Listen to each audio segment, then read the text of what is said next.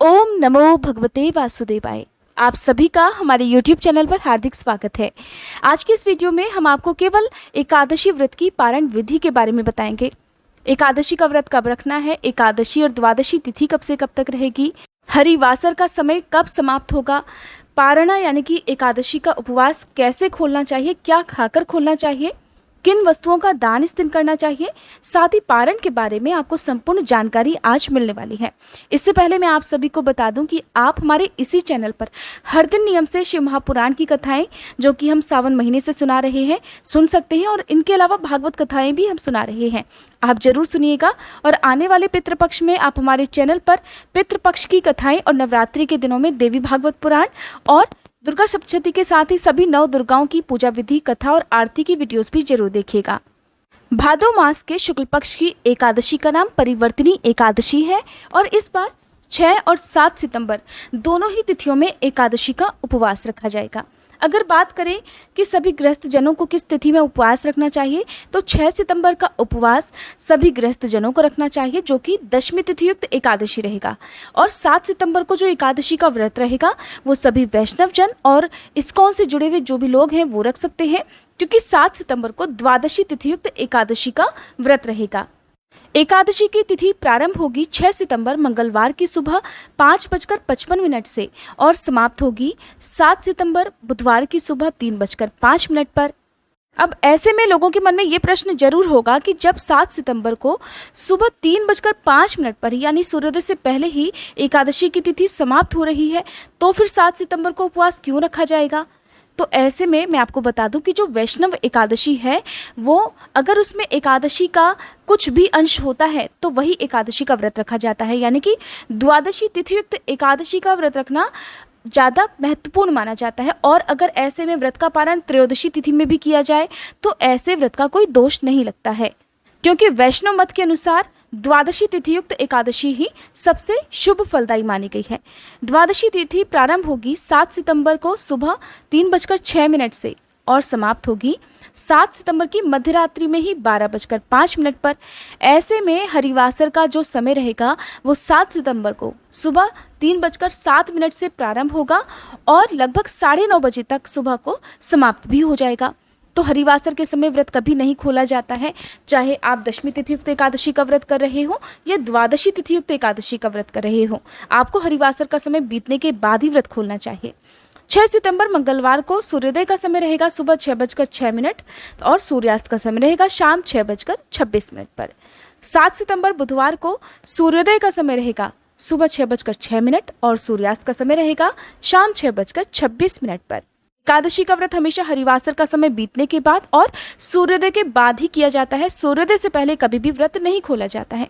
तो जो लोग भी 6 सितंबर को उपवास रखेंगे उन्हें 7 सितंबर को व्रत खोलना होगा सुबह 9:50 से लेकर 10:40 के बीच में।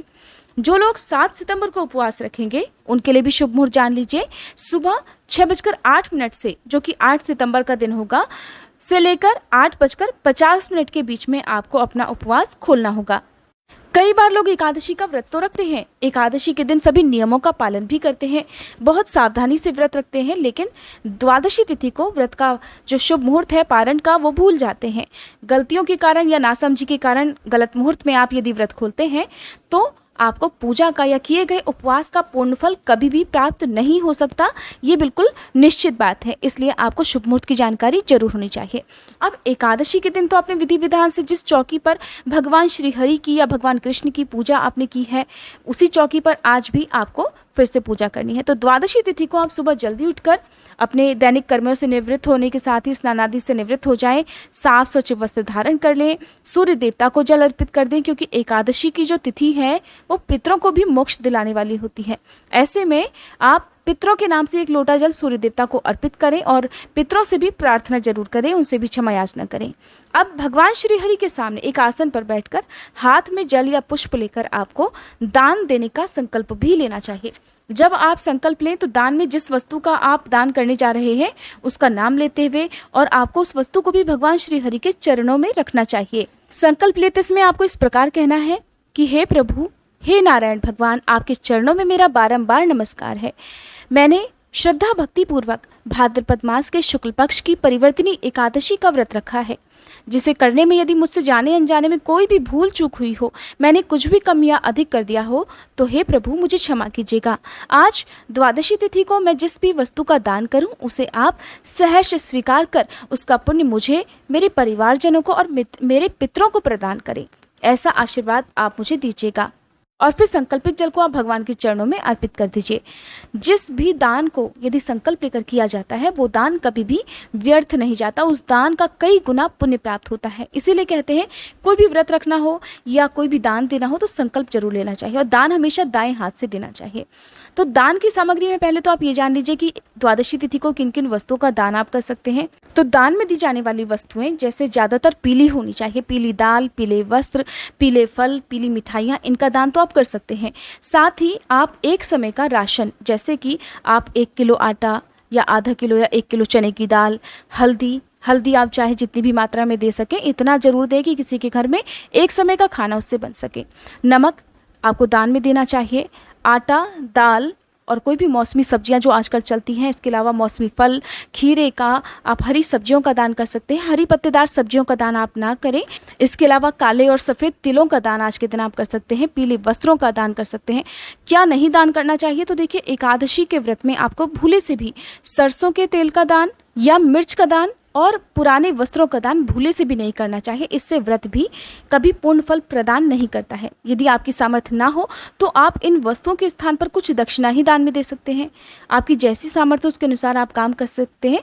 लेकिन कई बार ऐसी भी सामर्थ्य नहीं होती है कि कुछ लोग व्रत रखते हैं, आर्थिक स्थिति बहुत खराब होती है, तो आप ऐसी स्थिति में यदि किसी दूसरे की सेवा भी कर लें, आप अब सच्चे मन से किसी का दुख दर्द मुँह से बोलकर भी यदि कम कर पाते हैं, तो कहते हैं कि वो भी एक दान स्वरूप माना जाता है। क्योंकि पूजा करने का, भक्ति करने का और व्रत के नियमों का पालन करने का अधिकार सभी को है, लेकिन सबकी आर्थिक स्थिति एक जैसी नहीं होती है। तो आप अपने अनुरूप, अपनी सुविधा के अनुसार दान दक्षिणा दे सकते हैं।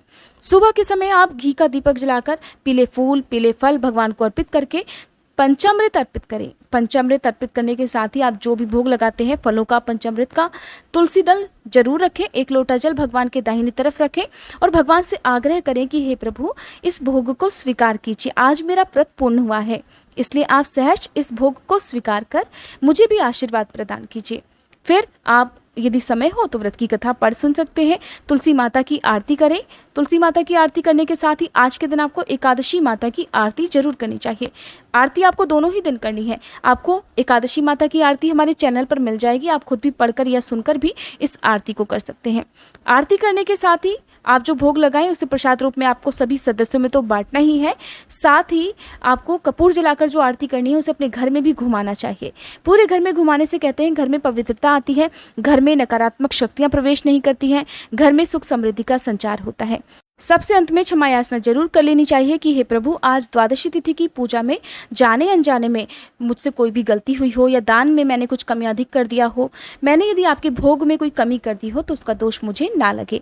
इस प्रकार से भगवान को सच्चे मन से प्रणाम कर आप फिर अपनी दाहिनी हथेली में जो भी पंचामृत आपने भगवान को अर्पित किया है उसी को प्रसाद रूप में, देखिए व्रत हमेशा प्रसाद से ही खोलना चाहिए, तो आप पंचामृत से अपना व्रत खोल सकते हैं। पंचामृत यदि आपने किसी कारण से नहीं बनाया है तो आप अपनी दाहिनी हथेली में तुलसी जी के पत्ते रखें। याद रखना है, तुलसी जी के पत्ते कभी भी चबाकर नहीं खाए जाते हैं। तो 1 या 2 पत्ते जितने आप आसानी से पानी के साथ निगल सके, भगवान श्री हरि के सामने बैठकर ही आपको ये पत्ते और जल ग्रहण कर लेना है, उसी से आपका व्रत खुल जाएगा। इसके बाद यदि आपने मौसमी फल, मिठाइयों का भोग भगवान को लगाया है तो उसे ग्रहण करके भी आप व्रत खोल सकते हैं। जिनके पास इतना समय नहीं होता, सीधे आप शुद्ध सात्विक भोजन से ही व्रत खोलना चाहते हो, तो जो भोजन आप डेली करते हो उसको बनाकर बिना लहसुन प्याज का होना चाहिए, भगवान को निवेदित कर भगवान से उसे स्वीकार करने की प्रार्थना करके उसे ग्रहण करके भी आप अपना उपवास तोड़ सकते हैं। जैसे नॉर्मल रोटी सब्जी, दही, पराठे, आलू की सब्जी, लौकी की सब्जी, ये सारी इन चीज़ों से आप अपना व्रत खोल सकते हैं। ध्यान रहे कि बिना दान किए आपको व्रत नहीं खोलना चाहिए। अगर आप समय से दान की जो भी सामग्री आपने रखी है, दक्षिणा वगैरह आप जरूर रख कर दें किसी भी दान में, चाहे अन्न हो या वस्त्र हो। अगर आप समय पर दान नहीं दे पाते हैं, मंदिर में उस समय नहीं भिजवा पाते हैं, मुहूर्त बीतने के बाद यदि आप भिजवाना चाहते हैं तो आप ऐसा कर सकते हैं, लेकिन उससे पहले आप गौमाता को, चिड़ियों को, चींटियों को या कौवों के लिए आप कुछ ना कुछ भोजन निकाल कर रखें। उसके बाद आप अपना उपवास आराम से तोड़ सकते हैं। कई बार लोगों का दूसरे दिन यानी कि द्वादशी तिथि को कोई और भी व्रत हो जाता है जिसमें भी आपको अन्न ग्रहण नहीं करना होता है, क्योंकि किसी भी व्रत में अन्न ग्रहण नहीं किया जाता है। तो ऐसे में बड़ी दुविधा हो जाती है कि व्रत क्या खाकर खोलना चाहिए। तो देखिए, सबसे अच्छा उपाय है कि आप ऐसे में नींबू पानी से, फलों के रस से अपना उपवास खोल सकते हैं, तुलसी दल से और जल से उपवास खोल सकते हैं, पंचामृत से आप अपना उपवास खोल सकते हैं, जो भी मौसमी फल हैं उनसे या मावे की मिठाइयों से, दूध से बनी मिठाइयों से आप अपना उपवास खोल सकते हैं और आपका दूसरा व्रत भी इस तरह से प्रारंभ हो जाता है। द्वादशी तिथि को यदि आपका कोई और भी व्रत हो तो आप सबसे पहले द्वादशी तिथि की पूजा संपन्न कर लें और उसके साथ दूसरी पूजा भी आप संपन्न कर लें, दूसरे व्रत का भी संकल्प ले लें और फिर शुभ मुहूर्त के अंदर ही आपको द्वादशी तिथि का व्रत खोल लेना चाहिए। दूसरा व्रत इस तरह से आपका प्रारंभ हो जाएगा। कुछ काम ऐसे होते हैं जो कि आपको द्वादशी तिथि को जरूर से करने चाहिए, जैसे कि द्वादशी तिथि को आप यदि रविवार का दिन ना पड़े तो तुलसी जी के गमले में जल जरूर अर्पित करें। यदि आपके घर में तुलसी जी नहीं है तो जरूर लगाएं। जिस घर में एकादशी की पूजा होती है वहाँ पर तुलसी जी का पौधा होना जरूरी होता है। आप तुलसी जी के पौधे में जल अर्पित करके धूप दीपक जलाकर तुलसी माता की चालीसा गा सकते हैं, तुलसी माता की आरती करें। ओम सुभद्राय नमः, ओम सुप्रभाय नमः, इन मंत्रों का जाप करें। तुलसी जी के गमले में जल अर्पित जरूर करना चाहिए, क्योंकि एकादशी के दिन आपने तुलसी जी में जल अर्पित नहीं किया होता है। दूसरा, द्वादशी तिथि को भी आपको केवल शुद्ध सात्विक भोजन ही करना चाहिए। कई बार लोग पूछते हैं कमेंट में कि हम द्वादशी तिथि को कितनी बार भोजन कर सकते हैं और हम कैसा भोजन कर सकते हैं, क्या हम मांसाहार का सेवन इस दिन कर सकते हैं। तो देखिए, मांसाहार का सेवन भूले से भी आपको द्वादशी तिथि को नहीं करना चाहिए, क्योंकि एकादशी के जो व्रत के नियम हैं वो पूरे 3 दिन तक आपको पालन करने होते हैं, दशमी तिथि से लेकर द्वादशी तिथि तक। तो द्वादशी तिथि को भूले से भी आपको लहसुन प्याज का या मांसाहार का सेवन नहीं करना है, जिससे बहुत भारी दोष लग सकता है। भोजन आप दिन में 2 या 3 बार कर सकते हैं, हालांकि कोशिश यही करनी चाहिए कि 2 बार ही भोजन करें, क्योंकि आपने जिस तरह से दशमी तिथि को शुद्ध सात्विक भोजन किया है, शाम को सूर्यास्त के बाद भोजन ग्रहण नहीं किया है, तो आपकी ये तपस्या व्यर्थ ना जाए, इसका ध्यान आपको जरूर रखना चाहिए। क्योंकि एकादशी का व्रत ना केवल भगवान से संबंधित होता है, बल्कि ये हमारे तन, मन और धन से भी संबंधित होता है। इसलिए यदि भगवान विष्णु की सच्ची कृपा पानी है, माँ लक्ष्मी जी का आपको आशीर्वाद पाना है, तो विधि पूर्वक आप व्रत रखें। यदि व्रत रखने की सामर्थ्य नहीं है तो आप केवल पूजा भी कर सकते हैं और एकादशी के कुछ नियमों का पालन भी कर सकते हैं। एकादशी व्रत की पूजा विधि और नियमों की संपूर्ण जानकारी हमारे चैनल पर अपलोडेड है। और अगर आपने इन वीडियोस को नहीं देखा है, अगर आपने परिवर्तनी एकादशी की कथा नहीं सुनी है, तो प्लीज़ ज़रूर सुन लीजिएगा, क्योंकि परिवर्तनी एकादशी को डोल 11 क्यों कहते हैं, इसके बारे में एक बहुत सुंदर कथा भी प्रचलित है। वीडियो अगर अच्छी लगी हो तो प्लीज़ वीडियो को लाइक करने के साथ ही सभी वीडियोस का नोटिफिकेशन पाने के लिए आप हमारे चैनल को अभी सब्सक्राइब करके बेल आइकन प्रेस करना मत भूलिएगा। और अगर आप प्रदोष व्रत भी रखते हैं तो प्रदोष व्रत की कंप्लीट वीडियो भी आपको हमारे चैनल पर आज ही मिल जाएगी, जरूर देख लीजिएगा।